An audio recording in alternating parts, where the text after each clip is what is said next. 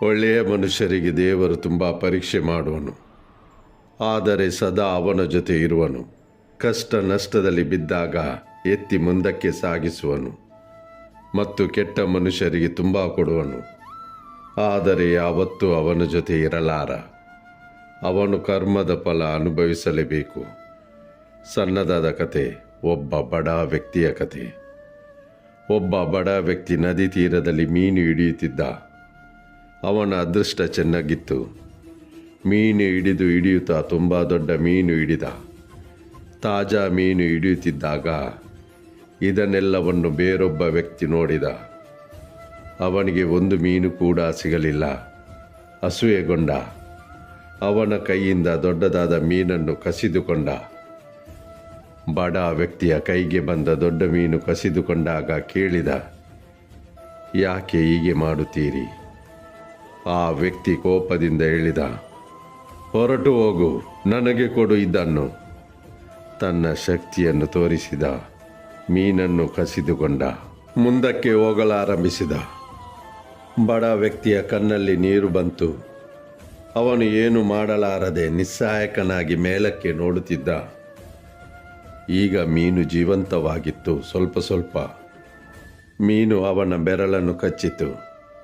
ಮೀನು ಅವನ ಕೈಯಿಂದ ಜಾರಿತು, ಮತ್ತೆ ನೀರಿಗೆ ಸೇರಿತು. ಗಾಯವಾಯಿತು, ರಕ್ತ ಬಂತು. ಡಾಕ್ಟರ್ ಬಳಿ ಹೋದ.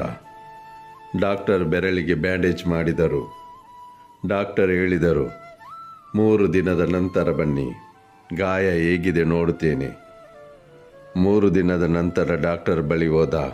ಗಾಯ ತೋರಿಸಿದ ಮತ್ತು ಗಾಯ ತುಂಬ ಹಸಿಯಾಗಿತ್ತು. ಸೆಪ್ಟಿಕ್ ಆಗಿತ್ತು, ಕೀವಾಗಿತ್ತು. ಡಾಕ್ಟರ್ ಹೇಳಿದರು, ಈಗ ಈ ಬೆರಳನ್ನು ತುಂಡರಿಸಬೇಕಾಗುತ್ತದೆ. ಇದನ್ನು ಕತ್ತರಿಸದಿದ್ದರೆ ಸೆಪ್ಟಿಕ್ ಹರಡಿ ಅಂಗೈವರೆಗೆ ಹೋಗುತ್ತದೆ. ಅವನು ಏನು ಮಾಡಲು ಸಾಧ್ಯವಿತ್ತು? ಬೆರಳನ್ನು ಕತ್ತರಿಸಿದರು, ಬ್ಯಾಂಡೇಜ್ ಮಾಡಿದರು. 3 ದಿನ ಕಳೆಯಿತು. ಮತ್ತೆ ಡಾಕ್ಟರಲ್ಲಿಗೆ ಹೋದ. ಬ್ಯಾಂಡೇಜ್ ತೆರೆದು ನೋಡಿದರು. ಗಾಯ ತಾಜವಾಗಿತ್ತು, ಸೆಪ್ಟಿಕ್ ಆಗಿತ್ತು, ಅಂಗೈವರೆಗೆ ಹರಡಿತ್ತು. ಡಾಕ್ಟರ್ ಹೇಳಿದರು, ಅಂಗೈಯನ್ನು ಕತ್ತರಿಸಬೇಕಾಗುತ್ತದೆ, ಇಲ್ಲದಿದ್ದರೆ ಸೆಪ್ಟಿಕ್ ಹರಡಿ ಕೈ ತುಂಡರಿಸಬೇಕಾಗುವುದು. ಅವನು ಹೇಳಿದ, ಕತ್ತರಿಸಿ, ಬೇರೆ ದಾರಿ ಇಲ್ಲ. ಕತ್ತರಿಸಿದರು, ಬ್ಯಾಂಡೇಜ್ ಮಾಡಿದರು. 4 ದಿನದ ನಂತರ ಪುನಃ ಆಸ್ಪತ್ರೆಗೆ ತಲುಪಿದ. ಡಾಕ್ಟರನ್ನು ಭೇಟಿ ಮಾಡಿದ. ಪಟ್ಟಿಯನ್ನು ತೆರೆದರು.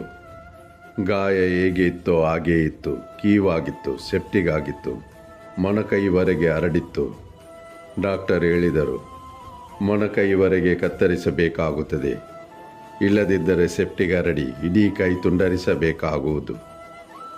ಮೊಣಕೈವರೆಗೆ ಕತ್ತರಿಸಿದರು, ಪಟ್ಟಿ ಹಾಕಿದರು. 4 ದಿನ ಕಳೆಯಿತು. ಡಾಕ್ಟರ್ ಇದ್ದಲ್ಲಿಗೆ ಓಡಿ ಬಂದ. ಡಾಕ್ಟರ್ ಬ್ಯಾಂಡೇಜ್ ತೆರೆದು ನೋಡಿದರು. ಗಾಯ ಮೊದಲಿದ್ದ ಹಾಗೇ ಇತ್ತು, ಸೆಪ್ಟಿಕ್ ಆಗಿತ್ತು, ಭುಜದವರೆಗೆ ಹರಡಿತ್ತು. ಡಾಕ್ಟರ್ ಹೇಳಿದರು, ಭುಜದವರೆಗೆ ತುಂಡರಿಸಬೇಕಾಗುತ್ತದೆ, ಇಲ್ಲದಿದ್ದರೆ ಸೆಪ್ಟಿಕ್ ಶರೀರಕ್ಕೆ ಹರಡಿ ಪ್ರಾಣ ಹೋಗಬಹುದು. ಭುಜದವರೆಗೆ ಕತ್ತರಿಸಿದರು. ಯಾರೋ ಕೇಳಿದರು, ನಿನ್ನಿಂದ ಏನಾದರೂ ತಪ್ಪು ಆಗಲಿಲ್ಲ ತಾನೇ? ಯಾರಿಗಾದರೂ ಕೆಟ್ಟದ್ದು ಮಾಡಲಿಲ್ಲ ತಾನೇ? ಇಲ್ಲದಿದ್ದರೆ ಹೀಗೆ ಯಾಕೆ ಆಗುತ್ತಿದೆ? ಏನಾದರೂ ತಪ್ಪು ಮಾಡಿ ಸುಮ್ಮನಿದ್ದೀಯಾ? ಅವನು ಹೇಳಿದ, ತಪ್ಪಾಗಿದೆ, ಕೆಟ್ಟದನ್ನೇ ಮಾಡಿದೆ.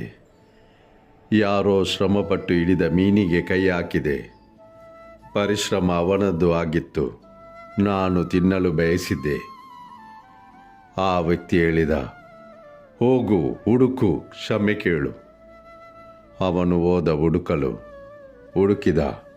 ಹುಡುಕಿದ ಅವನನ್ನು ಸಿಕ್ಕಿದ. ಕಾಲಿಗೆ ಅಡ್ಡ ಬಿದ್ದ. ಕೇಳಿದ, ನೀನು ಏನು ಮಾಡಿದೆ?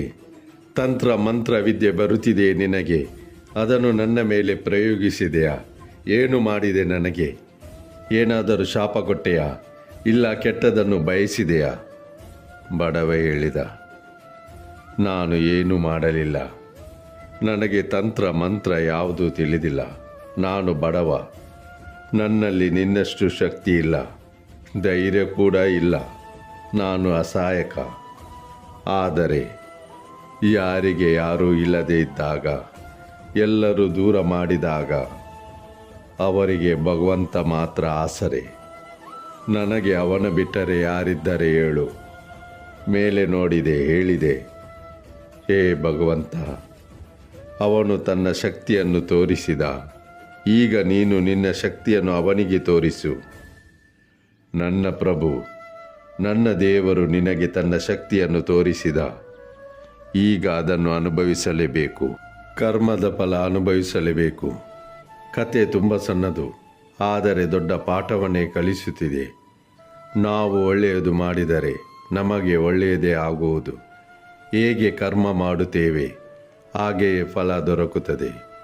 ಜೀವನ ಎಂದ ಮೇಲೆ ಸಮಸ್ಯೆಗಳು ಬರುತ್ತವೆ. ದೊಡ್ಡ ದೊಡ್ಡ ಸಮಸ್ಯೆಗಳನ್ನು ಎದುರಿಸಬೇಕಾಗುತ್ತದೆ. ಆವಾಗ ಮೇಲೆ ಇರುವವನಿಗೆ ಎಲ್ಲವನ್ನು ಅರ್ಪಿಸೋಣ.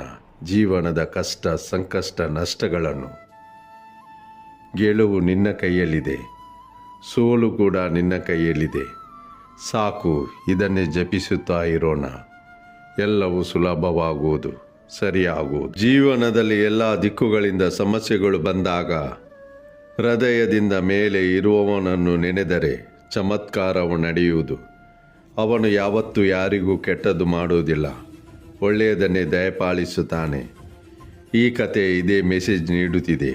ಸ್ನೇಹಿತರೆ, ಮೇಲೆ ಇರುವವನು ಸದಾ ನಮಗೆ ಒಳ್ಳೆಯದನ್ನು ನೀಡಿ ನಮ್ಮನ್ನು ಮುಂದಕ್ಕೆ ನಡೆಸುತ್ತಾನೆ ಎಂದು ನಿಮಗೆ ಅನಿಸಿದರೆ ಲೈಕ್ ಮಾಡಿ, ನಿಮ್ಮ ಪ್ರೀತಿ ಪಾತ್ರದವರಿಗೆ ಶೇರ್ ಮಾಡಿ.